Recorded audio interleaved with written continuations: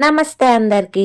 December month లో మా college లో ఫెస్ట్ జరిగింది. సో అప్పుడు వీడియోని నేను ఇప్పుడైతే పోస్ట్ చేస్తున్నాను. ఇంకా అందరం గ్యాదర్ అయ్యి కాలేజ్ మొత్తం ఒక రౌండ్ వేసాం. మాకు ఒక రూల్ కూడా పెట్టారు, ఐడి కార్డ్ లేనిది నో ఎంట్రీ అని. ఇంకా తప్పకుండా పాటించాల్సి వచ్చింది.